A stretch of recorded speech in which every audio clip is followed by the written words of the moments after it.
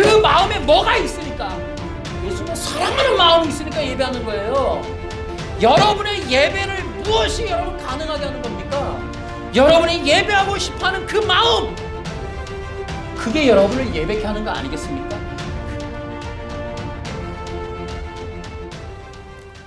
율법을 잘 못 사용하면은 종교 세력들의 무기가 되거나 율법이 사람들을 묶는 도구가 됩니다.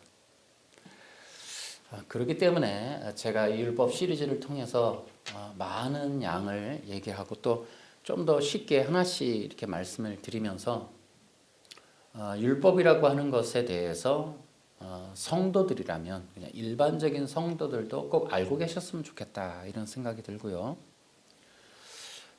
때로는 율법이라는 개념, 율법주의라는 개념을 꼭 좀 이렇게 인식하고 계시면 좋겠다. 기독교와 이 종교 다르거든요. 또 기독교 안에 이런 종교의 세력, 종교의 원리가 여전히 큰 힘을 발휘하고 있기 때문에 이제 그런 영향력으로부터 벗어나려면은 이 성도들이나 일반인적으로 좀 웬만한 기독교인들은 좀 알아야겠다. 아직 알고 있으면 좋겠다. 그런 생각이 듭니다. 제가 늘 얘기하지만 이 교회 안에 꽃을 피워놓은 거대한 이 종교의 세력, 로마 카톨릭을 보면 알 수 있지만 이 중세 이 기독교 안에 예수 그리스도의 십자가의 복음을 완전히 말려버렸던 두 가지의 이 이단적 세력, 율법주의와 인본주의, 그들이 중세에 십자가의 복음을 완전히 말살시켜버렸어요. 기독교 안에 종교의 영을 허락하면 십자가의 복음이 사라져버립니다. 십자가의 복음을 전하면 율법주의가 사라져요. 또 십자가의 복음이라는 것이 원리가 되어서 이 교회나 성도들에게 설교화되고 교육이 되고 핵심적 가치가 되면은 교회 안에 종교의 이 세력들이 절대 자리를 잡지를 못하게 됩니다. 그런데도 사람들이 율법을 조금 이렇게 무관심한 경우가 있어요. 이제 이런 경우는 뭐냐면은 율법이라는 주제가 지금 나에게 큰 연관성이 없다고 느끼기 때문에 그래요.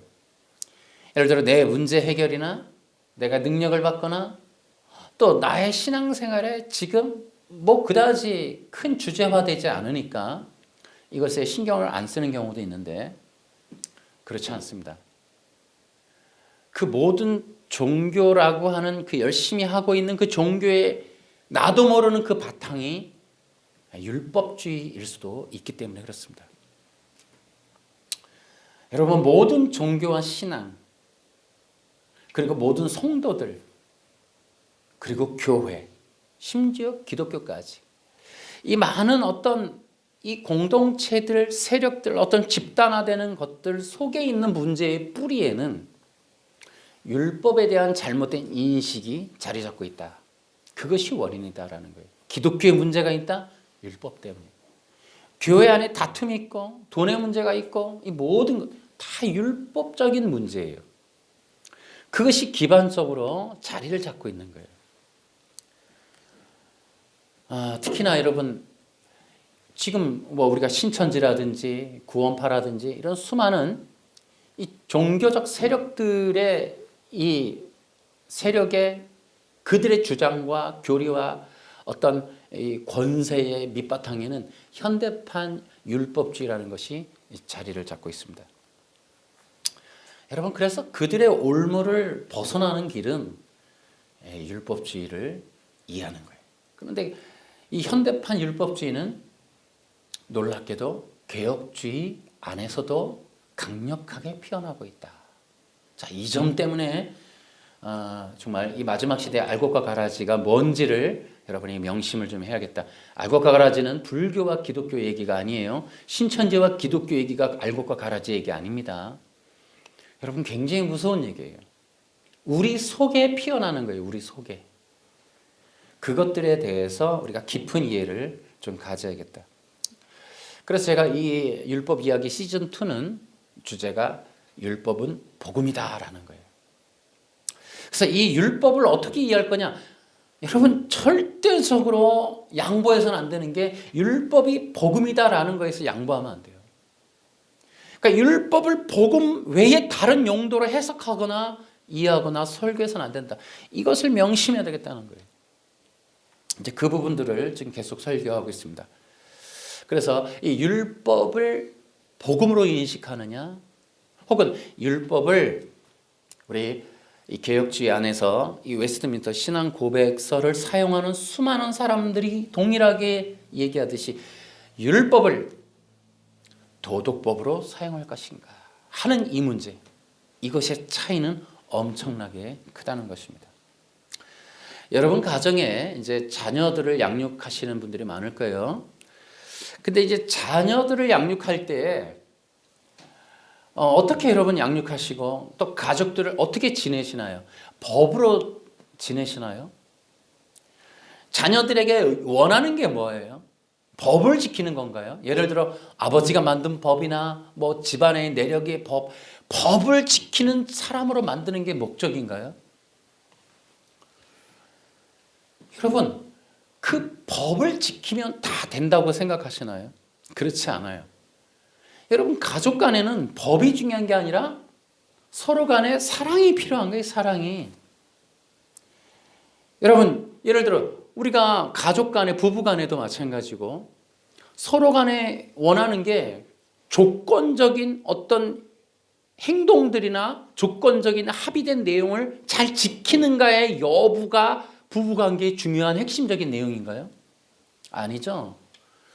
부부가 정말 오랫동안 정말 그 잘 살려면 사랑이 중요한 거예요. 서로 간의 마음을 합하고 서로 간의 마음을 이해하고 보듬어주고 서로를 깊이 신뢰하는 그런 것들이 필요한 거죠. 사람이 결코 조건적으로, 그래서 사람과 사람의 관계에서는 어떤 기계적인 그런 관계성이 아닌 살아있는 생명력이 있는 관계가 필요한 거예요. 생명의 관계, 마음과 마음, 사랑하고 더불어 함께 서로 알아가주는 이런 것들이 중요한 거지. 가족이나 부부간에는 법을 지켰는가, 또 그 법대로 살았는가.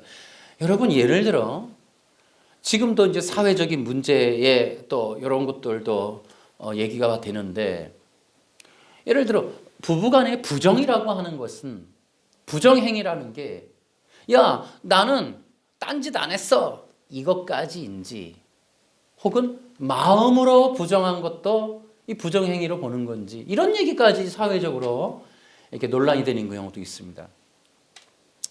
지금 시대적으로나 사회적으로 원하는 것은 이 사람들이 살아가는 데 있어서 어떤 그 마음과 마음에 서로 간에 보이지 않는 그 마음의 신뢰성이 있느냐 없느냐, 그 마음이 진실함이 있느냐, 진실성이 있느냐, 서로 간의 그 사랑은 진짜인가, 이런 것들에 대한 정말 이 신뢰 혹은 불신, 이런 것들이 작용되는, 이걸 소위 소통이라고 얘기하는데, 이제 이러한 것들이 중심이 되는 그러한 사회적인 세상 속에 우리가 살고 있습니다. 하나님도 마찬가지.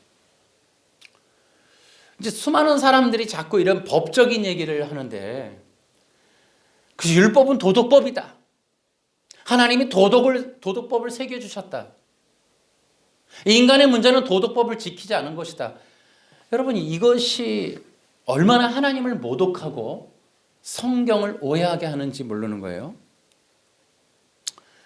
그래서 하나님과의 관계성에서도 과연 하나님이 원하는 게 법을 잘 지키나 안 지키나, 여러분 이것을 보고 계신지.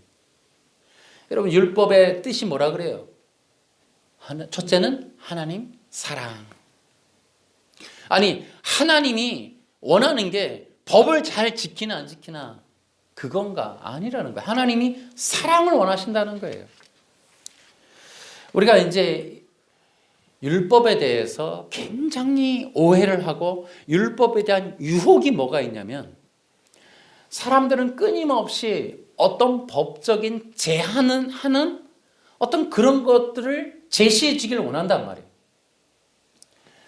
그러니까 율법을 복음으로 인식하기보다는 그러니까 율법을 도덕법으로 인식해서 도덕적인 요소로 도덕적인 기능화로 사용하고 싶어하는 유혹이 많아요.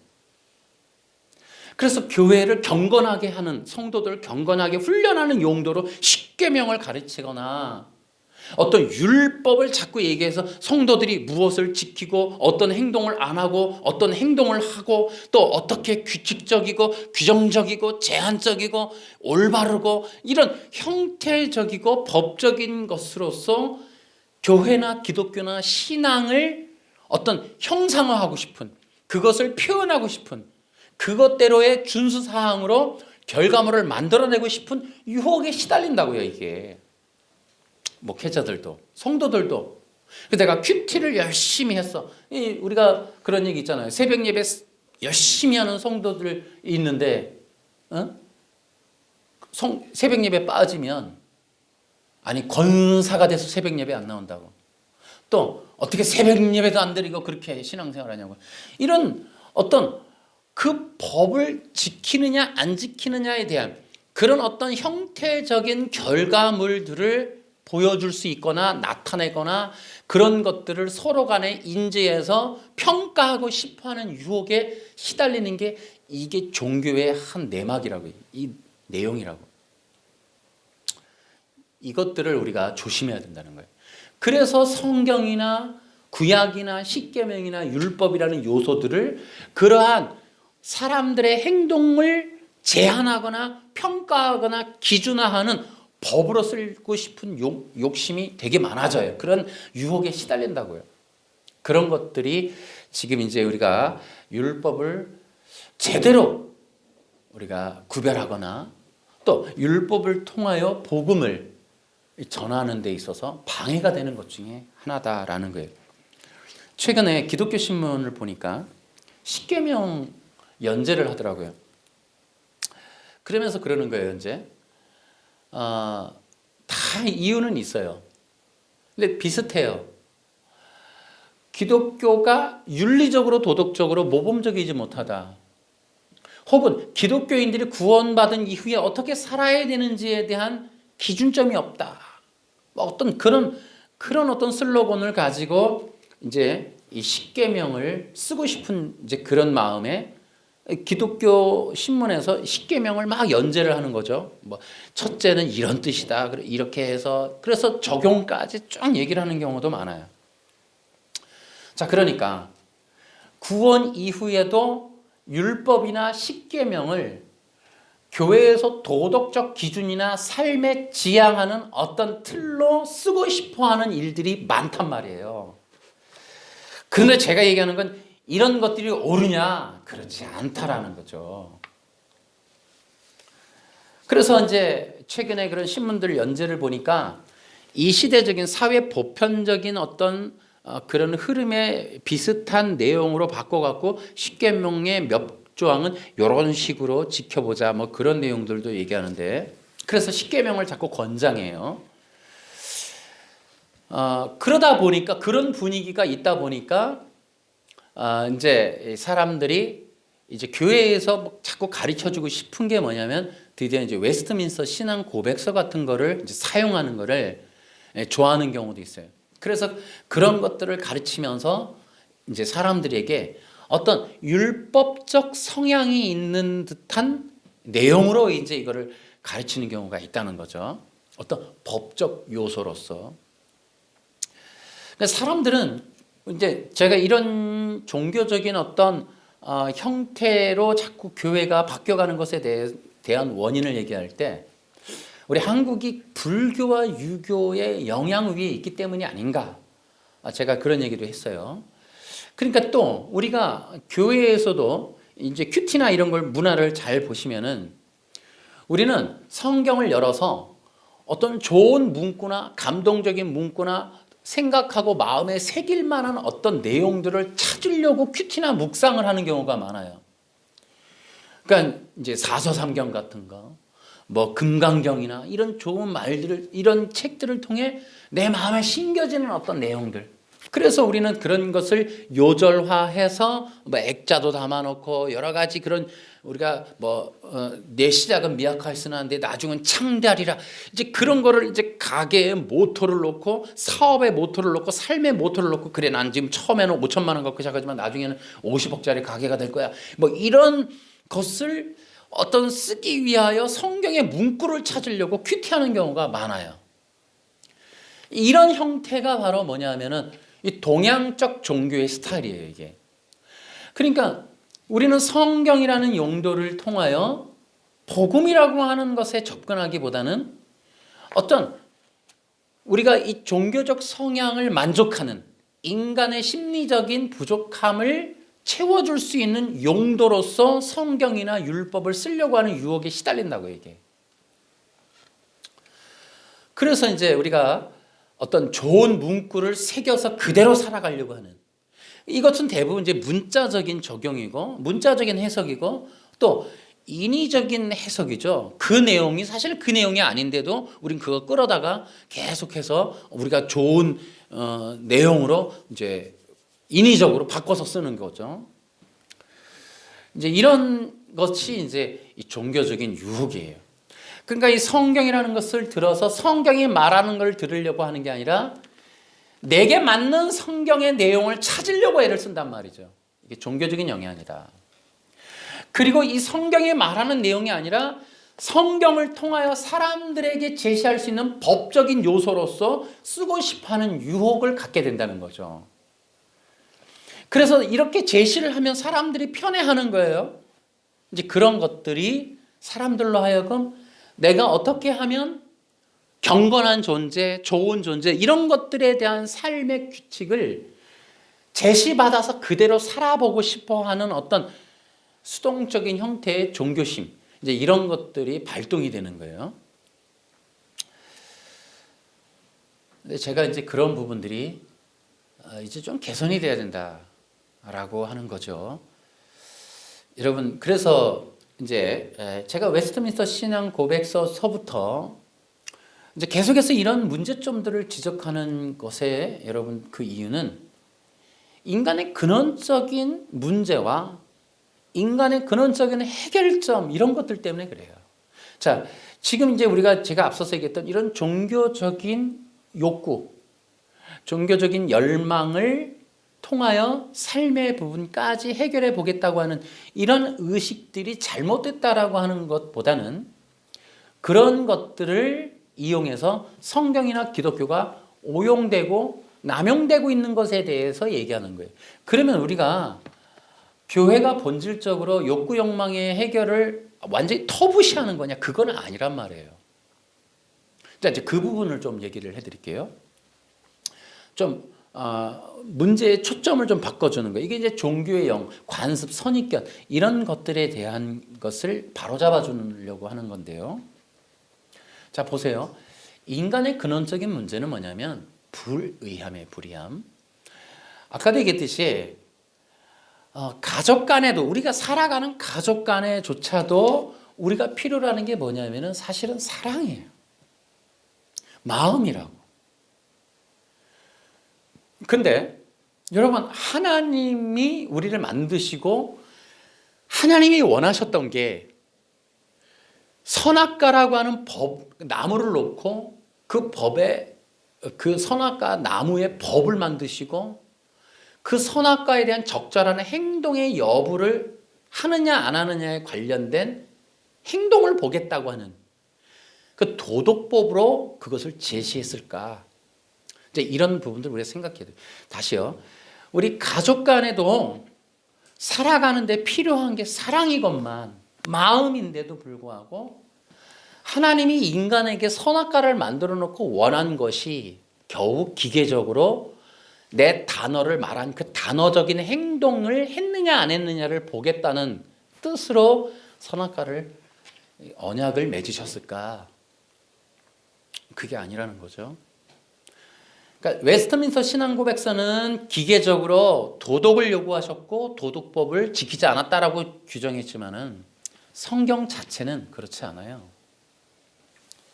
성경은 인간의 근원적인 마음이 하나님을 사랑하는 마음이 없었던 불의함이라고 얘기하고 있는 거예요. 그러니까 하나님께 대한 순종의 마음, 이제 그러한 그 법으로 제시받은 그 법 안에 들어있는 하나님의 뜻, 하나님의 계획, 하나님의 그 선하신 은혜와 배려, 나를 영원한 천국에 이끄시기 위한, 나에게 생명을 주시기 위한 하나님의 최소한의 제한 장치라고 하는, 절대로 네가 나를 떠나서는 구원받을 수 없어 라고 하는 그 마음이 들어있는 그 요절, 그 법을 우리는 도덕이라고 하는 것으로 받아들이는 이 잘못된 이 교리를 갖고 만들었다는 거죠. 이것이 가장 큰 문제. 행위 언약이 놓치는 게 바로 그런 점들이에요. 그러니까 행위 언약이 말하는 건 하나님과 우리는 로봇이다 이렇게 규정한 거예요. 하나님과 우리는 마음 다 필요 없고 행동을 잘해야 되는 것만 하면 되는 그런 관계야. 이렇게 규정한 거랑 똑같아요. 그러나 여러분, 인간을 하나님이 왜 만들었어요? 하나님이, 여러분, 우리가 요한계시록 가면은 하나님의 자녀들은 구원받은 자들을 하나님의 신부로서 영원한 어린 양의 혼인잔치로 부르는 대상을 만드신 거예요. 우리를 극진히 사랑하시겠다는 거예요. 여러분, 언약이라고 하는 이 히브리어 히브리어 이 베리트는 여러분 놀랍게도 어떤 뜻을 갖고 있느냐? 사랑이라는 내용이 들어있어요. 시내산에서 맺은 이 십계명이라고 하는 것은 케투바라는 뜻이 있어요. 이 케투바는 뭐냐? 정혼 계약서예요. 시내산에서 하나님이 이스라엘 백성을 어떻게 여겨주셨냐? 어떻게 상대화로 지정하셨냐면 나의 연인이라는 거예요. 연인은 뭐예요? 사랑입니다. 사랑. 나의 정혼의 대상자, 나의 그 혼인의 그 어마어마한 그 방에 함께 들어갈 연인으로 우리를 지정하신 거예요. 로봇가 아니고. 하나님이 우리를 사랑하기 위해서 만드셨다니까요. 우리를 구원하시기를 사랑하기 위해서 구원하신 거예요. 여러분, 이 점이 안 깨달아지면 아직까지도 아직까지 하나님을 모르는 거예요. 아직 구원 못 받은 거예요. 우리 정말 이 신앙이 뭐냐면 하나님을 사랑하는 거예요. 그게 의라니까요. 하나님이 원하는 건 나는 창조주고 너는 피조물이야. 그러니까 너는 나를 경배해. 이러한 기계적인 걸 원하는 게 아니에요. 하나님을 사랑하는 거예요. 그 하나님을 사랑하는 게 예배입니다. 예배.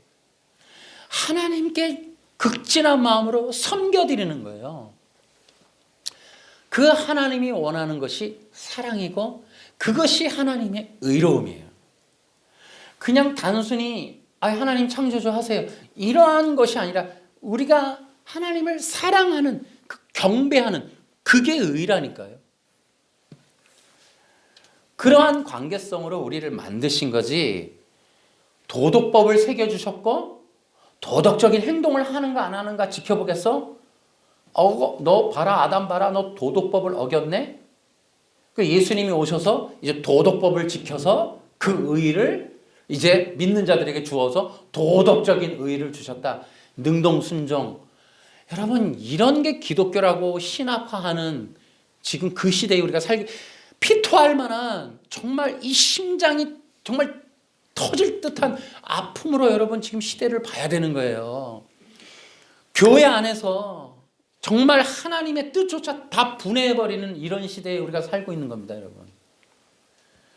그래서 제가 이런 부분을 말씀을, 성경이 얼마나 그런 얘기를 많이 해요. 이미 이미 하나님은 우리를 정혼의 상대로 보신다니까요. 새 언약이잖아요. 우리 예수 믿은 사람들을 이 피로 세우는 새 언약이니라. 예수 믿은 자들이 새 언약 백성이에요. 그게 뭐라고요? 사랑의 대상, 연인이 됐다는 뜻이에요. 연인. 우리를 사랑하신다는 거예요. 어떻게? 당신의 목숨을 바쳐서 사랑하는 아가페. 목숨으로 물어주는 사랑이라니까요. 이게 기독교라고 이게. 법을 지켰나 안 지켰나 따지는 게 아니고 도덕법을 세우고 도덕법을 지켰냐. 여러분 그게 하나님이 아니라니까요. 그래서 하나님 우리에게 진정한 하나님을 사랑하는 그 마음을 원하시는 거예요.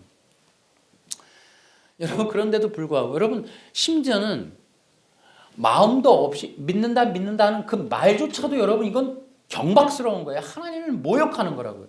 믿으면 구원받는다라는 것도 그 잘못된 가르침이에요. 그러니까 믿음이라고 하는 게 뭐냐면 연합이거든요. 그러니까 이러한 성경적인 이해를 하지 않고 우리식으로 그냥 믿는다. 그냥 고백한다. 나 믿어요. 이제 이런 식으로 기독교를 정말 부패시켜 온 거예요. 한국 기독교가. 여러분 심지어 안식교는 뭐라 그래요? 토요일 날 예배하느냐 주일 날 예배하느냐에 따라서 계시록이 말하는 남은 자손이 차이가 있다. 하나님을 뭘로 보고 지금 이게 모욕하는 겁니까? 그러니까 하나님이 어떤 그 마음과 관계성은 온데간데 없이 날짜를 따라서 하나님이 결정한다고 이런 속 좁은 하나님으로 그렇게 만들어 놓는 거예요. 여러분 이게 바로 마태복음 25장의 얘기입니다. 마태복음 25장에 가면은 이제 이 달란트 비유가 나와요. 근데 한 달란트 받은 사람이 그 종이 와서 저는 주인님이 심지 않은 데서 거두고 씨 뿌리지 않은 데서 거두는 완고한 분이라 생각했습니다. 그래서 두려운 마음으로 밖에 나가서 돈을 땅에 숨겼습니다. 이제 주인님이 제게 주신 돈을 도로 받으십시오. 그랬더니 주인이 얘기를 해요. 이 악하고 게으른 종아, 너는 내가 심지도 않은 데서 거두어들이고 씨 뿌리지 않은 곳에서 거두어들인다고 생각했니? 야, 그렇게 생각을 하고 그런 잔머리를 굴렸으면 차라리 너는 내 돈을 은행에 넣어뒀어야지. 그딴 거짓말을 한다고 내가 통할 것 같아? 뭐 이런 얘기를 지금 하고 계신 거죠. 그러니까 여러분 보세요. 사탄의 역할이 뭐냐면은 사탄은 하나님을 오해시키는 거예요. 여러분 인간이 범죄를 저지를 때 결정적인 건 사탄의 유혹이었어요. 근데 사탄의 유혹이라는 거는 왜곡과 충동이라고요. 그러니까 하나님의 마음을 왜곡했어요. 오해케 하고 하나님주의 율법을 왜곡했어요. 그리고 너도 신이 될 수 있다는 걸로 그 사람의 마음에 있는 욕심을 충동질을 했다고요. 그러니까 첫 번째 인간을 넘어지게 하는 데 있어서 최고로 좋은 효과적인 방법은 오해라는 거예요. 오해.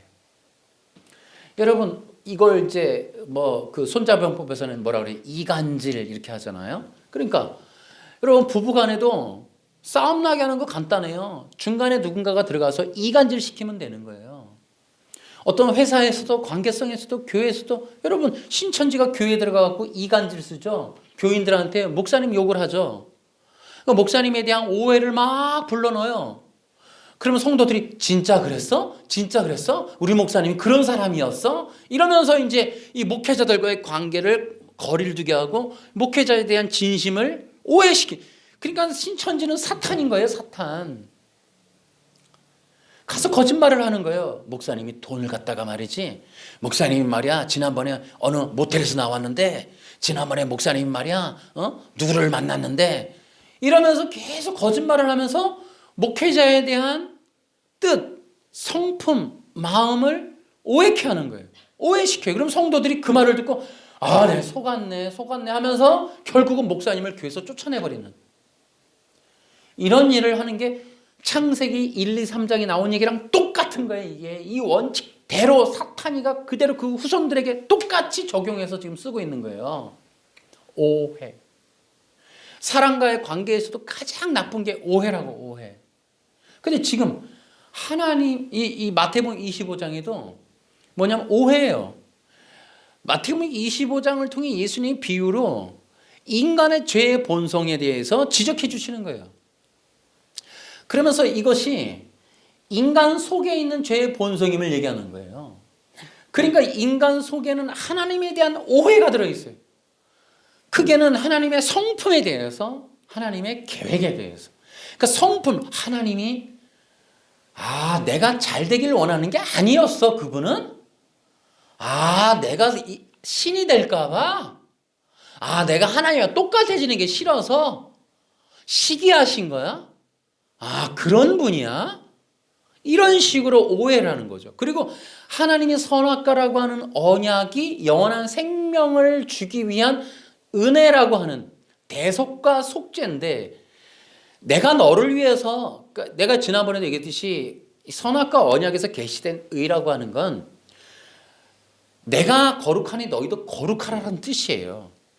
그러니까 내가 거룩하니 너희도 거룩하라고 하는 것은 피조물한테 신이 되라고 하는 이 요구는 그렇게 되라고 노력하라는 게 아니라, 그렇게 될 수 없는데 내가 이 규정한 내가 거룩하니 너희도 거룩하라고 하는 이것이 의라고 하는 규정은 결국은 너희들의 힘으로 할 수가 없어. 내가 한 이 말은 내가 지킬 거야. 내가 이루고야 말 거야. 라고 하는 하나님의 은혜의 말씀이라고 하는, 그렇기 때문에 선악과라고 하는 건 하나님의 일방적이고 대속적인 뜻이 들어있음을 알게 하는 법이었건만, 그것이 인간으로 하여금 뭐라고요? 차별한다, 비교한다라고 하는 하나님의 성품에 대한 오해와 이것이 나를 죽음으로 몰고 가고 있네? 내가 이거 하기만 하면 죽는 거야? 아니라니까요. 그 법은 하나님의 일방적이고 대속적인 은혜를 통하여 완성하겠다고 하는 하나님의 선언이라고. 그래서 그걸 율법이라고 하는 거예요. 율법. 율법은 로라고 하는 법 때문에 오해가 되고 있는데, 율법은 사람들에게 적용해야 할 도덕이라고 하는 윤리라고 하는 것을 끌어내기 위한 헌법이 아니란 말이에요. 이것은 복음이라고, 복음. 근데 율법인 것은 영원한 생명의 진리로 규정된 하나님의 법이란 말이에요. 법, 구원의 진리. 그래서 율법이라고 들어간 거지. 그러니까 율법이라는 이 두 단어 때문에 헤어나오질 못해. 어떤 법이라고 생각한단 말이에요. 그래서 율법은 복음이다 하는 것은 원래 뜻이라니까요. 우리 그렇게 보기로 하자가 아니라. 그래서 율법은 복음이라고 예수님이 먼저 얘기하는 거예요. 예수님이. 근데 율법을 행동적인 법으로 규정해서 인류에다가 쇠말뚝 박아놓은 게 바리새파 율법주의라고. 이게 거기에 다 속고 있는 거예요. 지금 우리가. 그 율법은 복음이라고요. 하나님의 일방적이고 대속적인 하나님의 계획의 선언이고 선포고, 그 계획의 정점에 그리스도가 계시다고 하는 이 놀라운 복음을 사탄이가 오해시키는 거예요. 그래서 이것이 성품에 대해서, 계획에 대해서 오해케 하는 거예요. 그래서 하나님의 뜻을 이해할 수가 없게 만드는 거예요. 제가 말씀드리려고 하는 게, 다시 한번 말씀을 드리면, 우리가 어떤 것을 설명할 때에 명심해야 돼요.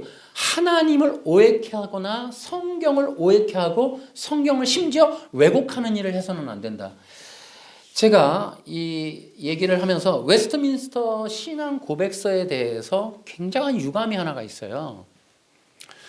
뭐냐면은, 또 얘기할게요. 웨스트민스터 신앙 고백서하고 그 웨스트민스터 신앙 고백서를 기반으로 최근에 출판되고 있는, 제가 이 부흥과 개혁사 책을 되게 좋아하는데, 거기에 이제 그 부류가 이제 개혁주의다 이걸 굉장히 강조하는 출판사이기 때문에 어쩔 수 없이 최근에 나오는 책들은 웨스트민스터 신앙 고백서를 기반으로 한 책들일 수밖에 없어요.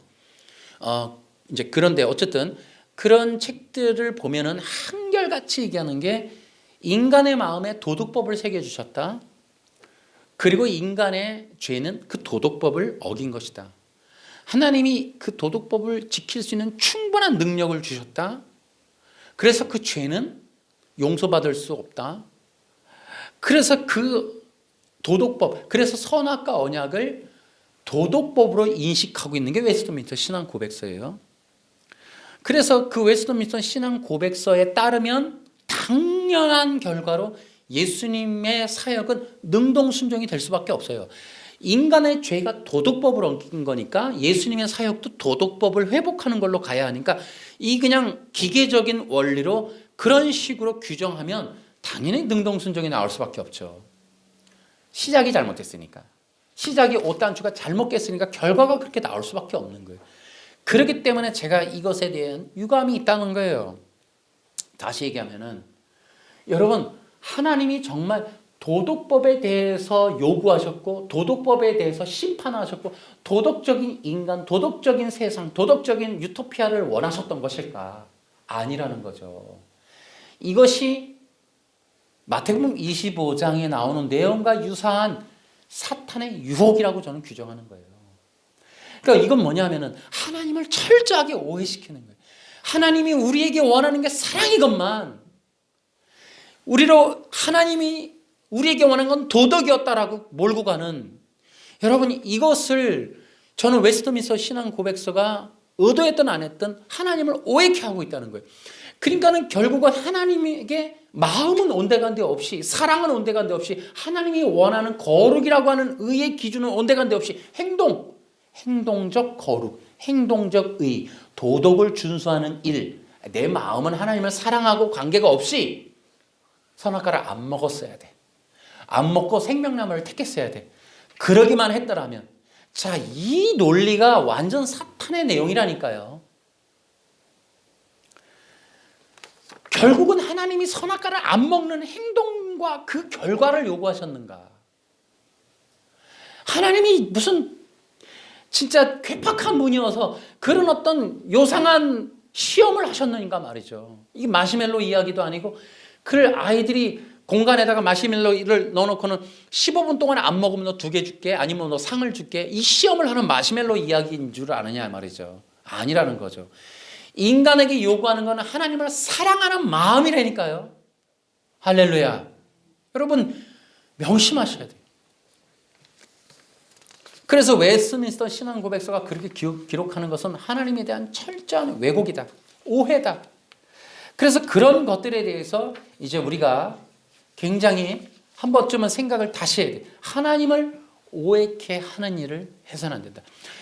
복음을 가르치고 성경을 가르치고 웨스트민스터 신앙을 가르치는 그 목적이, 그 과정이 하나님께로 이끄는 게 아니라 하나님의 마음을 시원케 하는, 하나님의 마음을 이해하고 소통하는 게 아니라 하나님을 오해케 하는 일이 벌어지면 이것은 하나님을 기쁘시게 하는 게 아니다, 하나님이 원하는 방법이 아니다 라는 것을 생각하셔야 돼요.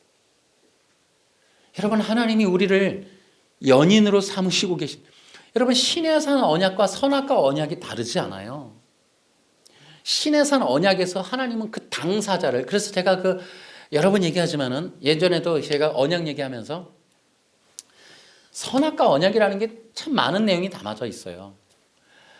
여러분 언약이라고 하는 것이 소중한 거는 창조주가 피조물과 언약을 맺는다는 거, 이것은 뭐냐면은 하나님이 인간을 신적인 수준에까지 인정하고 있다는 거예요. 그래서 피조물인 인간에게 형상과 모양이라는 것을 입혀주는 거예요. 이 뜻이 뭐라고요? 이미지라고 하는 것은 겉모양이 아니라 왕 같은 제사장이라는 뜻이에요. 그러니까 인간을 왕의 수준으로 높여주셨고, 왕의 수준으로 받아들여 주셨고, 왕의 수준으로 존중하신다라는 뜻을 갖고 있는 게 언약이에요. 왕이라고요, 왕. 진짜 왕은 아닌데 왕 같은 존재로 존중해 주시는 거예요. 그 왕을 통하여 원하시는 것은 그 사랑하는 마음이라니까요. 행동적이고 도덕적인 기준을 원하는 게 아니라고, 짐승한테 원하는 그런 수준의 도덕을 원하는 게 아니라고요. 왕에게 요구하는 것은 진실함, 공의로움, 정의, 진정함이라고, 진정함. 여러분 지금 세상 속에서도 마찬가지예요. 소외라는 게 있죠. 소외. 이것을 좀 나쁜 말로 하면 왕따 이런 것도 있고요. 여러분 인간 세상 속에서 여러분 무엇이 중요할 것 같으세요? 조건적인 만남. 여러분 스폰서 이런 거 있죠. 내가 어떤 연인을 원하는데 마음이 아니라 돈을 주고 사거나 조건을 부여해서 조건에 부합하는 어떤 그런 관계를 하고 싶어하는 그런 세상의 문화가 있어요. 그런 것들을 충족해도 사람은 그 속이 외로운 거예요. 충족이 안 되는 거예요. 공허한 거예요. 또한 두렵죠.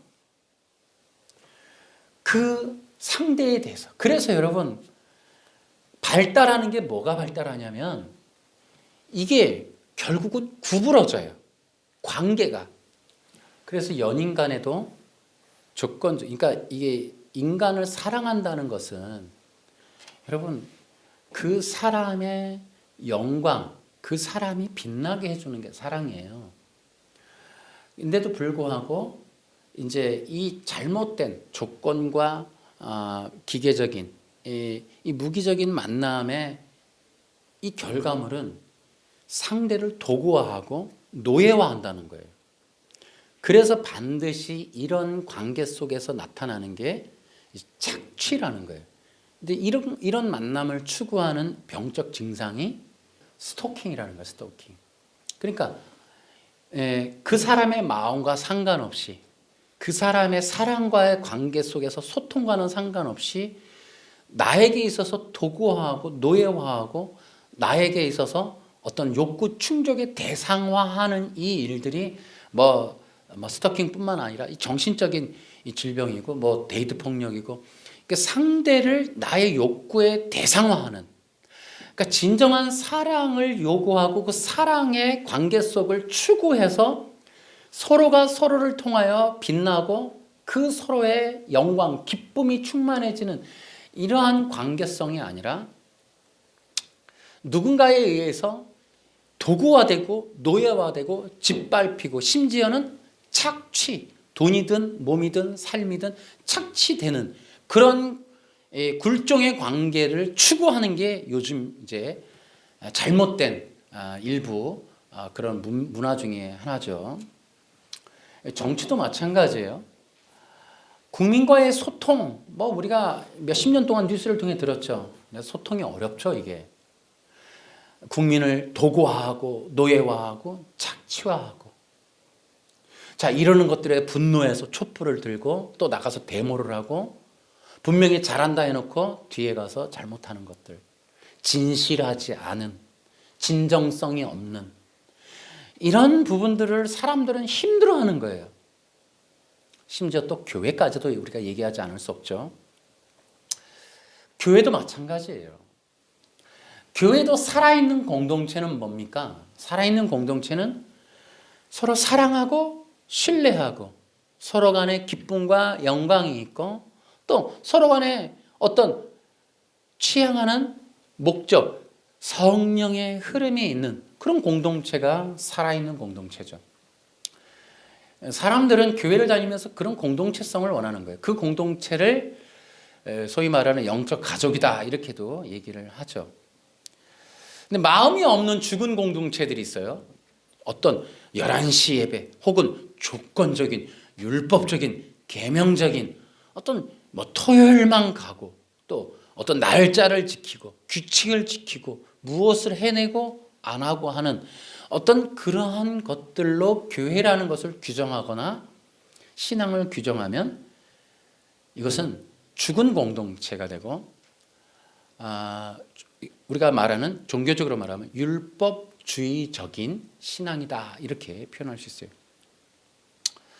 자, 이와 같이 이제 하나님이 우리에게 원하시는 게 과연 도덕법이냐? 아니라는 거죠. 우리들에게 원하는 건 진정한 사랑이라는 거예요. 여러분, 바리새파 율법주의의 문제가 뭐예요? 바로 사랑이 없는 외식인 거예요.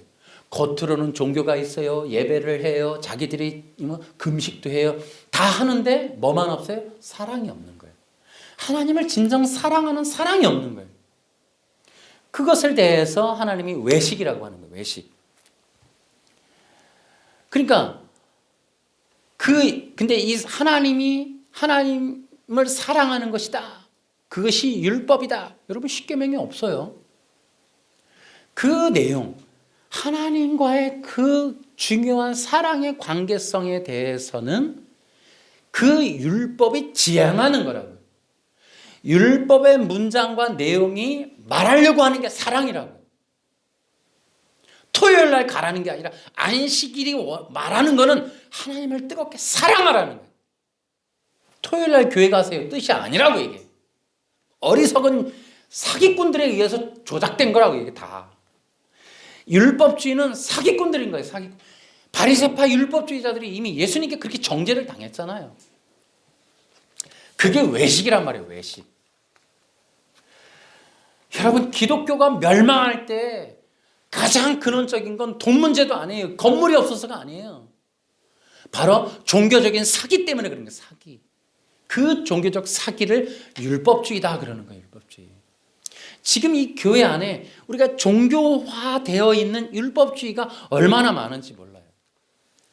마음 없고 진정성이 없고 진실하지 않고 형식적이고 기계적이고 조건적이고 외식적이고 사람한테 보이는 형식적인 관계성, 형식적인 예배, 형식적인 교제, 형식적인 인사, 형식적인 어떤 그런 것들이 교회가 썩어가는 증거라고요. 이게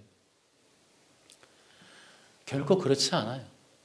여러분 우리가 하나님하고 뭐 은혜 받는다 그러고 기름 부음 받는다 그러고 뭔가 능력 받는다고 이 모든 게 다 여러분 무엇과 관련이 있어요? 이 여러분 성령이라는 것도 마찬가지예요. 기름 부음이라는 것도 마찬가지예요.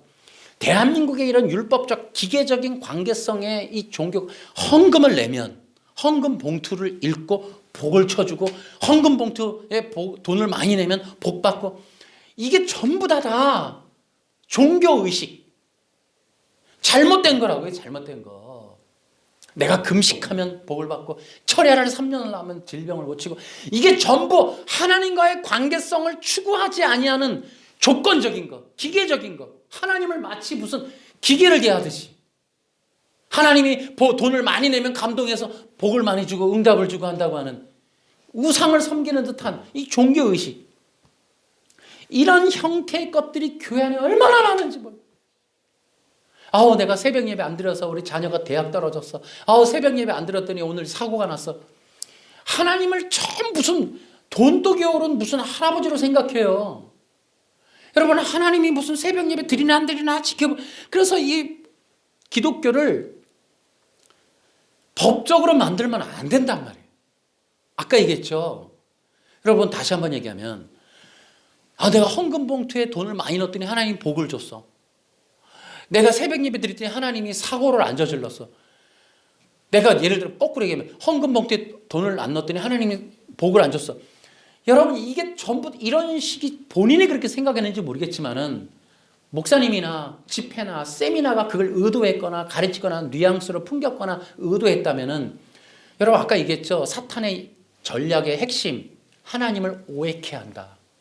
아까 마태복음 25장에도 하나님이 무의자는 데서 해치고 이런 주인에 대한 잘못된 오해가 이게 불충성한 종이 되고 슬피 울며 이를 가는 원인이 된단 말이에요. 여러분 우리가 종교 생활을 하는데 기독교 생활, 교회 생활을 수많은 사람들이 하고 있는데 알고 보면 전부 종교 행태, 조건적인 하나님을 제대로 알고 하나님의 인격과 성품에 대해서 그 계획에 대해서 나에 대한 고난과 연단에 대한 하나님의 그 인도하심과 성품과 온유하신 완전한 은혜와 배려를 이해하지 못하는 기계적이고 조건적이고 무슨 심통난 할아버지로 생각하고 돈 많이 버는 뭐 돈을 요구하는 그런 가짜 신으로 요구하는 그런 행태가 교회 안에 너무 많다는 거예요. 이게 그렇게 만든 종교인이 있다면 반드시 그는 하나님의 사람이 아니에요. 여러분 심지어 웨스트민스터 신앙 고백서가 이 책임에서 멀지 않아요. 자유롭지 않습니다. 하나님이 마치 무슨 엄격한 기숙사 사관처럼 만들어 놓고 그 법을 지키면 내가 생명을 주고 법을 안 지키면 내가 죽음을 주고 내가 너 도덕법을 지키나 안 지키나 도덕적으로 네가 좋은 사람인가 아닌가를 구별해서 거기에 따른 대가를 지불하겠다고 하는 이런 방식으로 하나님의 나라를 오해케 만드는 웨스트민스터 신앙 고백서를 철폐해야 된다고, 이거 다 버려야 된다고요. 이거는 사탄이가 조작한 거지 성경의 내용이나 하나님이 원하는 게 아니란 말이에요. 무슨 사람의 마음에 도덕법을 심어주고 도덕법을 지키나 안 지키나 본다. 여러분, 이런 방식으로 조건적인 관계성을 원한 게 아니라고요. 이게 제가 얘기하죠.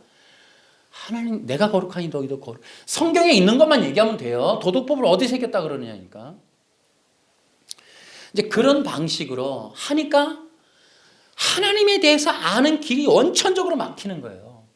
하나님 우리를 사랑하시고 정말 당신의 생명을 주시고 당신의 영원한 나라를 소개하고 알려주고 베풀어주고 살게 하고 그 당신의 형상과 모양을 입혀주시고 영원한 생명의 유일한 진리인 그 왕께 의지하는, 예수 그리스도께 의지한 영원한 생명을 얻으라고 하는 이 은혜와 배려의 이 언약을 발로 차버리게 만드는 이 일들을 했던 원죄는 온데간데 없이, 이거 해결할 생각은 없이 지금도 하나님께 접근하는 방식을 도덕적이고 조건적으로 계속 가게끔 유도하는 이 거짓된 종교, 이단들이 아니라 교회라고 하는, 개혁주의라고 하는 그 안에 있는 수많은 종교의 이 형태들, 이거를 버리지 않으면 여러분 절대 구원과 영생, 하나님의 나라는 절대 여러분 우리가 얻을 수가 없습니다. 그래서 이 율법이라고 하는 것을 온전하게 이해하는 이 일이 매우 중요하다. 율법은 복음이다 하는 거예요. 이 복음이라는 말 속에 너무나 많은 게 들어있는 거예요. 여러분 기억하세요. 율법은 도덕법이 아니에요.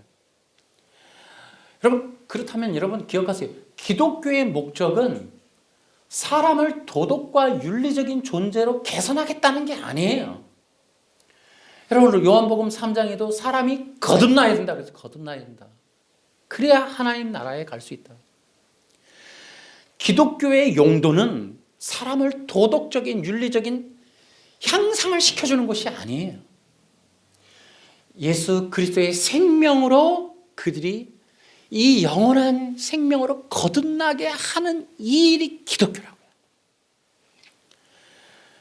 기독교의 목표는 뭐냐 하면은 인간을 그리스도와 연합시키는 거예요.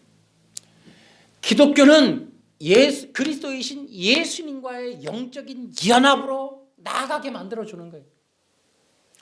그래서 교회는 율법으로 사람을 가두거나 율법으로 제한하거나 율법적 행동을 만들어내는 결과물을 얻겠다라고 노력하는 게 아니라 끊임없이 교회는 그리스도를 전하고 그리스도께 인도하고 그리스도를 소개하고 그리스도의 생명이 흐르도록 해야 되는 거예요.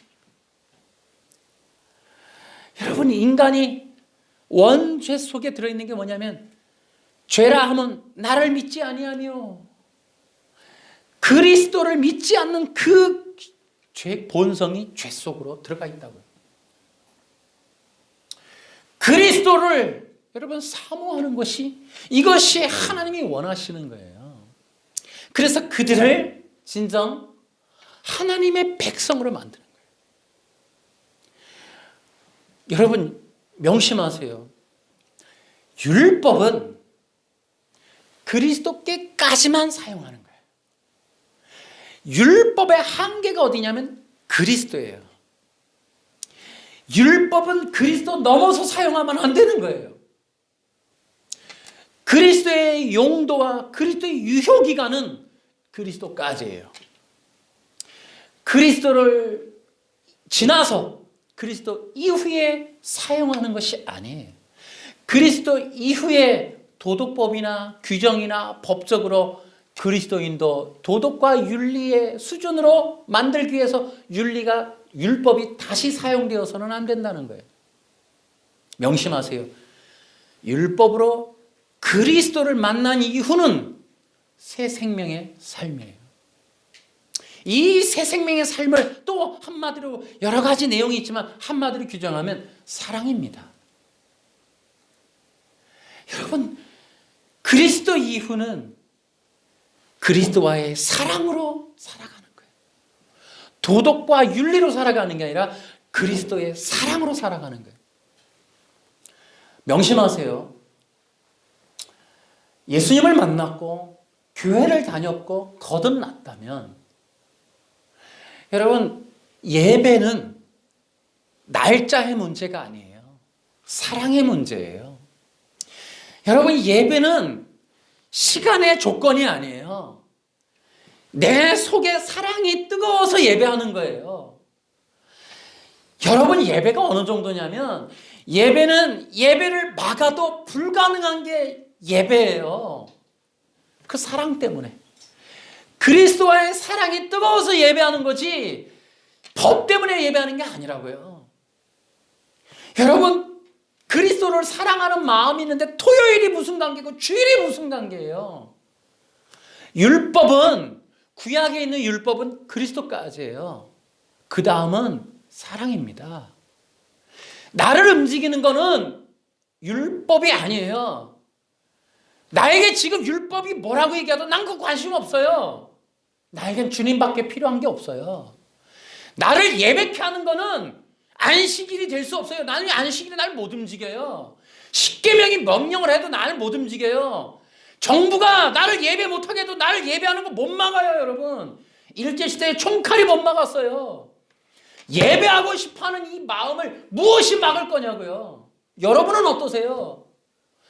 예수 믿은 다음에 여러분의 예배는 무엇이 움직이고 있는 거예요, 도대체? 여러분의 예배를 무엇이 여러분 가능하게 하는 겁니까? 여러분이 예배하고 싶어하는 그 마음, 그게 여러분을 예배케 하는 거 아니겠습니까? 그 마음에 뭐가 있으니까, 예수님을 사랑하는 마음이 있으니까 예배하는 거예요. 그게 구원받은 자들의 삶이라는 겁니다. 안식일이 있으니까 예배하는 게 아니고요. 토요일, 주일날 가야 되니까가 아니고 예배가 오늘도 비대면이 아니니까 이런 거 아니에요, 여러분.